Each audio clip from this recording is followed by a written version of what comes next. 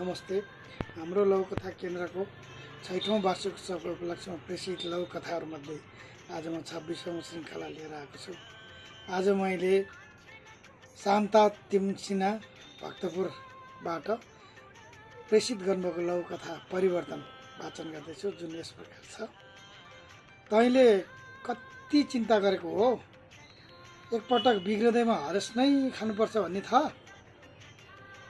साथीले भनेको वाक्य उसको दिमागमा सलबल आयो। देशमा निर्वाचन सकिएर मत परिणाम आइसकेको थियो। विजय जुलुसको उल्लास व्याप्त थियो। ऊ बाहिर जान हिँडेको थियो। विगतले चिमोट्न थालेपछि ऊ घरको मूल ढोकामै टक्क अड्यो। साथीसँगको संवाद झलझली सम्झियो। कमाउन नसक्दा आफन्तले पनि खेदो खान्दा रहेछन्। म भित्र त पिरै पिर छ। साथीको अघिल्तिर आँखाबाट तरक्क झरेका आँसु सम्झियो। पिर बिनाको मान्छे र शिर बिनाको खोला हुँदैन भन्ने थाहा छैन। उसले सम्झाउँदै भनेको पनि थियो।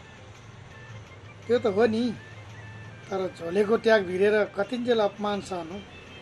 उतिहारा भनेको सुनेर म कसरी बाँचुँ भनेर आफैलाई सम्हाल्न नसकेर रोएको क्षण सम्झेर ऊ झनै भावुक भयो।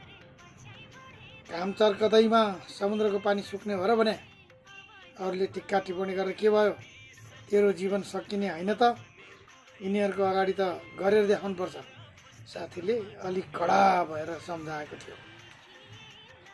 असफलताका दिनमा उसले कति हिम्मत दिएको थियो। ग्रहणपछि उदाएको सूर्य जस्तै उसको जीवनमा एक्कासी झलमल्ल घाम लाग्ला भन्ने उसले कहिल्यै सोचेको थिएन।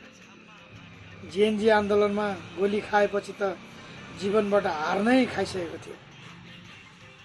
दियो निम्न तेल नै सकिनुपर्छ, बाहिरी हावाले केही फरक पर्दैन, साथीले भनेको उखान उसलाई आज यथार्थ लाग्यो।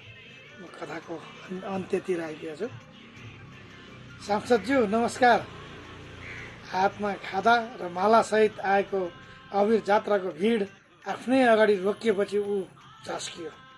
मिठो कथा लेख्नु भएको रहेछ, धेरै धेरै धन्यवाद।